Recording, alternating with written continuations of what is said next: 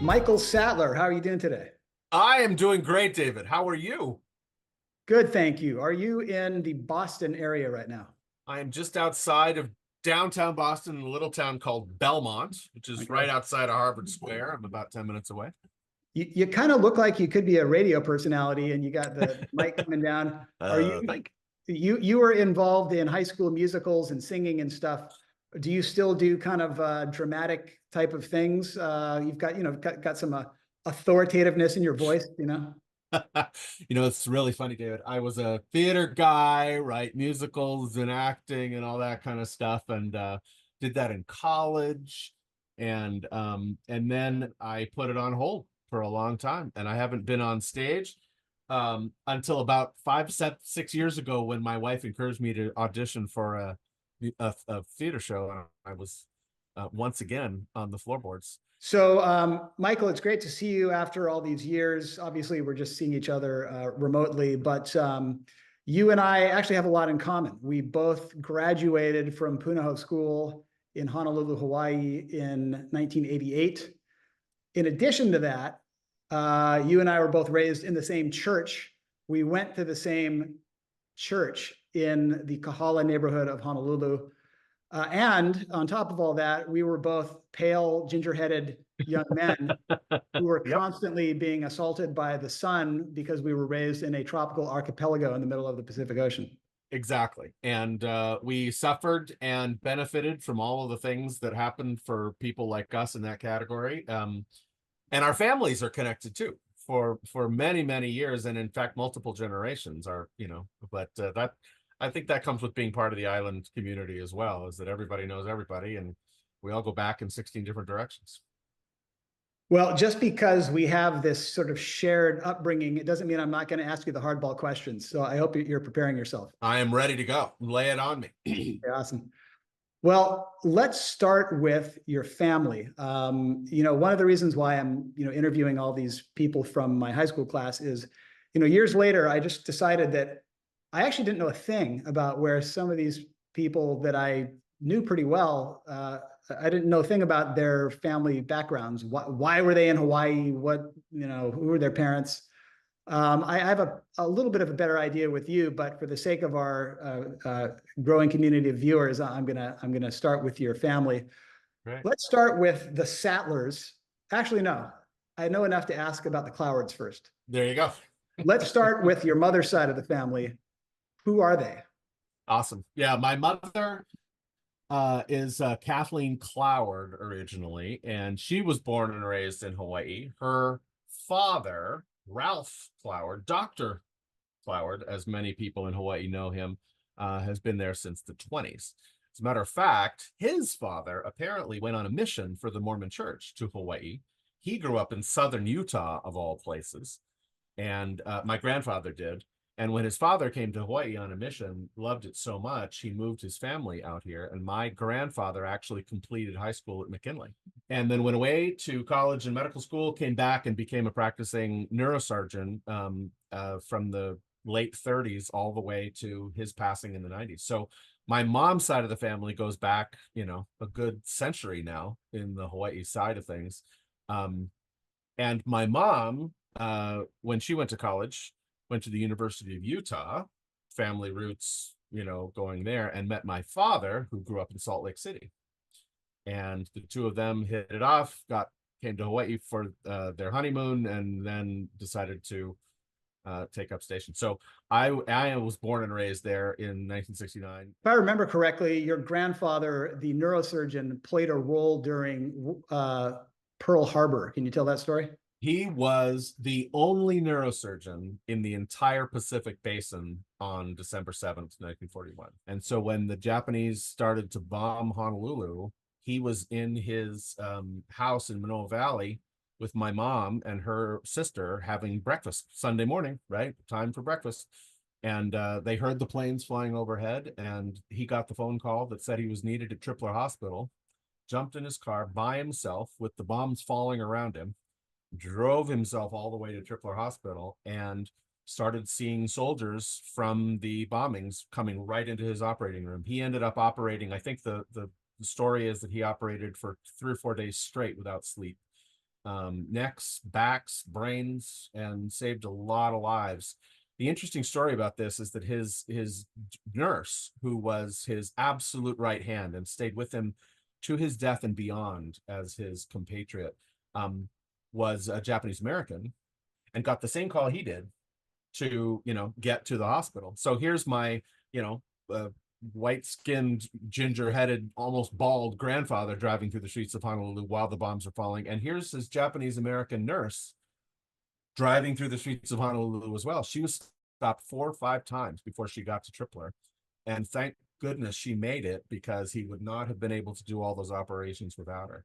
And he told that story throughout his entire life, that nothing really made him angrier than the way that his nurse had difficulty getting to Tripler on that day, because he literally says that there were soldiers whose lives were lost because it was she was as late as she was. So both of your parents did have Utah roots ultimately, and that obviously is presumably from the Mormon migration to Utah. How far back do your Mormon roots go, and are there any sort of archival stories you can share?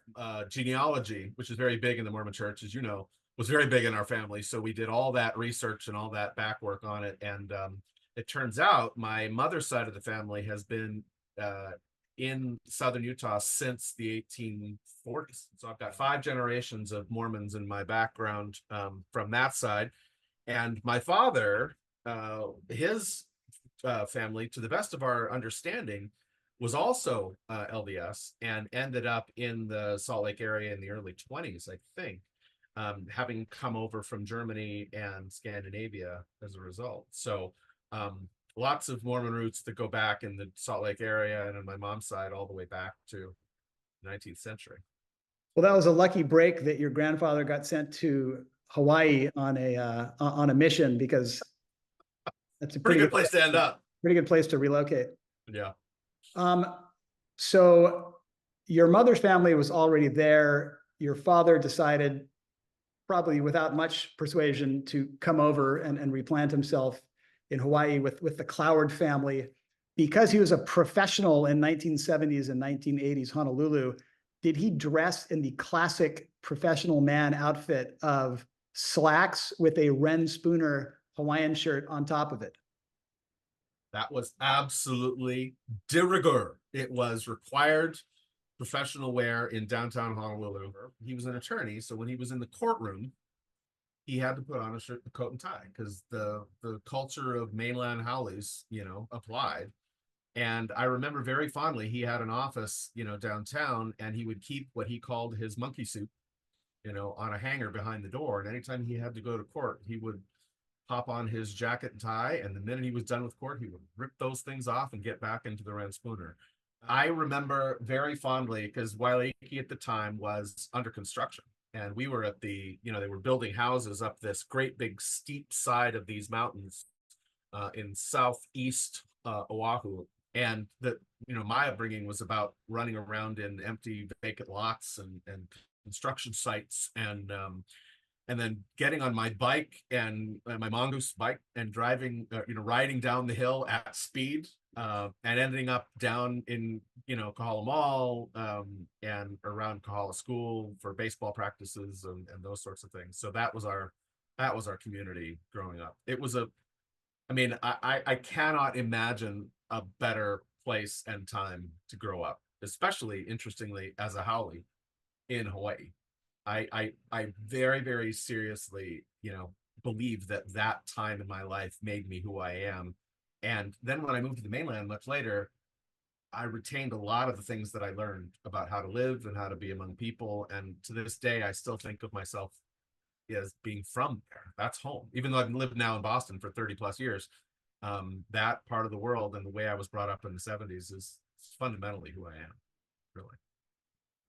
We'll talk about the role that religion played in just the church community, because that was probably a big part of your parents' social life. We had a little chapel that we went to right down there by Kahala Mall, the Kahala Ward Chapel, right next to the YMCA.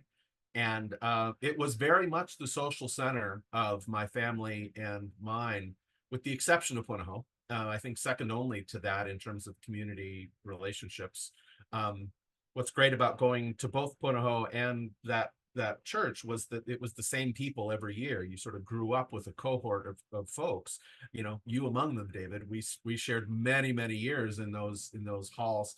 What was great about the church for me was that it gave me a set of role models who were, different than me. And the LDS Church in particular had a remarkably diverse background, even though it comes from possibly the whitest bread, white culture that America has to offer. We sang, Hawaiian songs when missionaries would leave the Kahala ward in order to go on missions to other places in the world. And the people and backgrounds of the individuals that I was associating with at all levels, adults, kids, etc., were from all different backgrounds. It took me many years to even realize that some of the people that I worked with, loved, hung out with, was friends with, went to school with, went to church with, were anything different. I didn't even think about them as, oh, that person was Japanese or that person was Hawaiian. It just literally never crossed my mind. And then I went back and went, wait a minute, I know that that's a Hawaiian last name. I guess she was Hawaiian. It literally did not occur to me until I got to the mainland that there were differences between us. Now, that said, we all teased each other about our ethnic backgrounds, but it was very lighthearted, and it was very, as I call it, skin deep, right? We had little opinions about each other, and Howleys were no exception. We were a minority just like anybody else was, and there were stories told about us, and they were mostly true. It doesn't matter at some level what your ethnicity was, anything else, because the way we grew up was just by being people. And I've always loved that about my upbringing. Treasure it. As far as making fun of Howleys, you must be referring to the ethnic slur that we have bland food. But yes, we can talk about that later. I'm glad you mentioned Howley. Just how did you think about just being a Howley? What did that mean to you? And then now that you've been in Boston for decades, looking back, do you reinterpret your experience?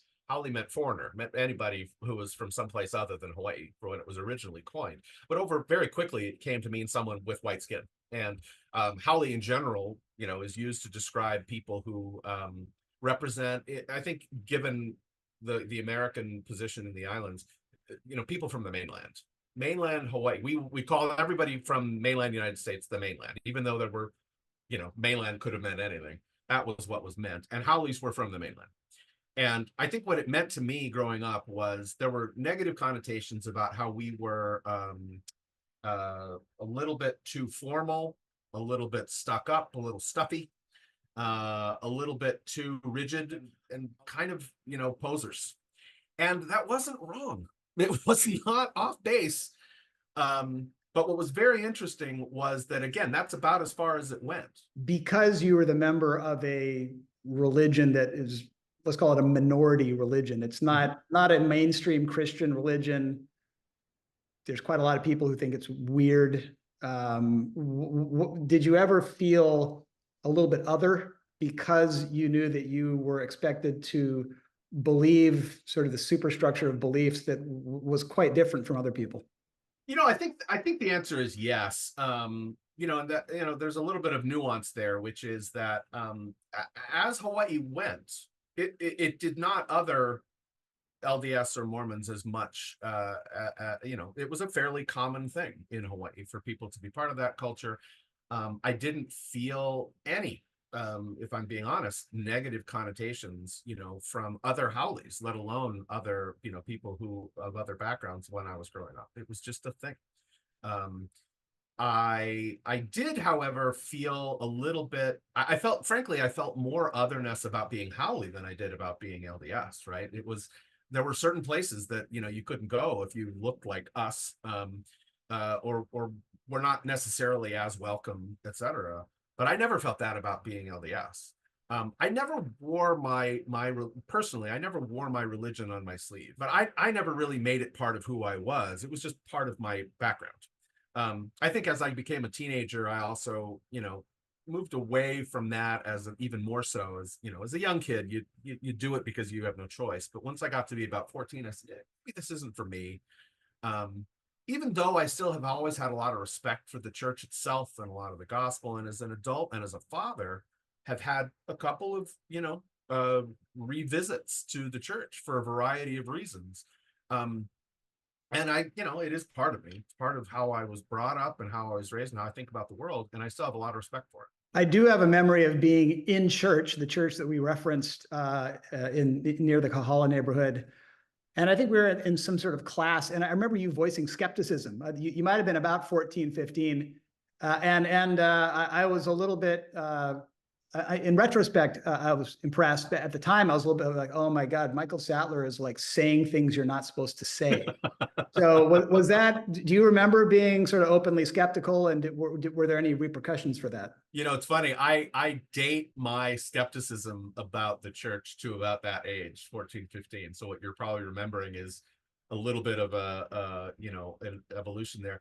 What's interesting is that my father, even though his background was in the church and his, for many generations, also thought of himself as a bit of a skeptic, and had always thought and trained me to be critical thinking and those sorts of things, all of which went very well with our Punahou backgrounds. But I remember turning those same thoughts onto some of the things that I was hearing, from a church perspective, and thinking that I was doing the right thing by, examining in that way. And to his credit, my father was extremely supportive. I actually, am pretty proud that my dad was able to support that, in me. I never went on a mission for the church, like a lot of people do when they turn 19. And that was regarded as a little bit of a departure as well within the culture. But my dad never made me think twice about that. So. Thanks a lot letting me go and you just kind of skirting the whole thing, well done. But without getting too into the weeds of things that took place in our little church, I do think that this is something people will find interesting. There was a tradition within our little community church of going on these rather extreme outdoor adventures, going to places accessible by going over this like saddleback that doesn't really have a trail. You went on those trips. What are your memories from those trips? This was not like a North Face ad where everyone had this like beautiful equipment, and it was kind of like we kind of looked like we were refugees that had washed up on the shore of some unpopulated Hawaiian valley, and yet those are some of my most vivid memories. David, I'll agree 100% with that. In a weird way, those experiences. So, the Mormon Church embraced the Boy Scouts of America from a very early point. It became really their youth auxiliary for boys. So we had a scouting program, and as part of scouting programs, you go on hikes and camps. Well, in Hawaii, hiking and camping means, finding places like this. And we were extremely lucky. They managed to get us into some of the most extremely fantastic, beautiful, and transcendent locations on the entire planet. And I mean transcendentally, both in terms of beauty and in terms of the spiritual dimension of it. You could feel when you went to some of these places how sacred and how holy they were. And it didn't matter what tradition we were really talking about. Remember, these were Mormons, but they were going to these places that were revered by ancient Hawaiians and had been ever since. And you could feel something that transcended all of those things. Punahou High School, they called it the Academy. How do you think we'll get to the intellectual stuff, but how do you think you fit in socially? I had the theater thing going, so people knew me a little bit because I'd been on stage and had done shows and those sorts of things. With theater and I guess chorale kids, was that your general social circle? That's an excellent question. As I recall, I had a bunch of friends who transcended, those groups, but my initial social group that I remember very fondly, we called ourselves the Rats after the hairband of the name in the 80s. And there was a bench right in the middle of campus. It was fun. That was one of the things that I loved about Punahou. I think it was Toby San Luis in it was one of the speeches in our graduations, which was saying that Punahou was like a smorgasbord, and we got to pick a lot of different dishes. Were there any classes or teachers that you kind of remember sort of like a light went on in your head that has stayed with you sort of throughout adulthood? So many. I think Norm Henley's name pops immediately to mind. Norm Henley was our European studies and literature professor. He also did American literature. And so he was the one who made me really think about the idea of literature and poetry and those sorts of things in a completely different way. I think Doc Bowers was our math teacher for years and years. And I remember watching Doc Bowers teach math and go, I had never had so much fun in a math class in my entire life. I think Elizabeth Foster from the advanced writing world, boy, did she teach me a lot about writing. Harry Jalewski in the journalism department made a huge impression on me. I could go on and on. You know, you're kind of have a bit of a thespian, you know, outgoing personality. Where do you think you got that from? You know, I think I got it from both sides of the family. To your point, mom was an extrovert, loved people, loved being in front of people. She sang and she, you know, spoke very well and had no problem being out there. And I think I picked up a lot of my extroversion from her. I loved it. You know, it's one of those things where you start doing, I remember doing a play in summer school. I was the emperor in an Emperor New Clothes play that was done. I must have been, what, 10? I don't know, something like that. And I just loved it. Loved theater all the way through. Loved musical theater. Did the Honolulu Boy Choir when I was little. That was what I wanted to do when I went to college, was be a actor, screenwriter, director. And that was going to be my entire path. Even before high school, I knew that was kind of where I wanted to be. Describe your sort of moment of peak glory as far as performing in front of your classmates. My guess is Fiddler on the Roof. We did a performance of Fiddler on the Roof. It was just an epic performance. And I was lucky enough to be cast as Tevye the Milkman, and they gave me a great big beard that I had to wear for all of that. And I ended up playing the husband to Sorona Soa, who was just an absolutely epic voice in our class.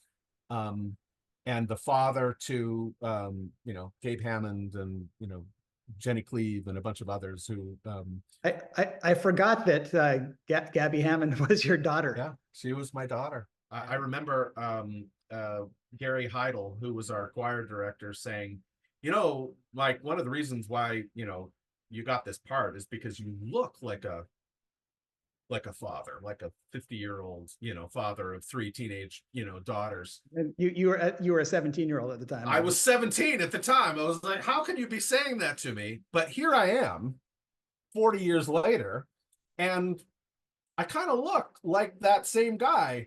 So they were not kidding that, you know. You grew into the role. I grew into the role. In fact, I grew into the beard, and I have 2 daughters of my own who are exactly in that same classification. So there was definitely something foreshadowing about my involvement in that show. And a lot of people keep bringing that moment up. You know, that's their memory of me when I go back to Hawaii. A lot of people still remember that of me, which I am super grateful for. And it was wonderful.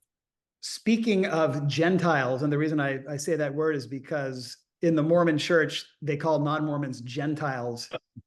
Interestingly, you were a relatively active member of the church while you were in high school.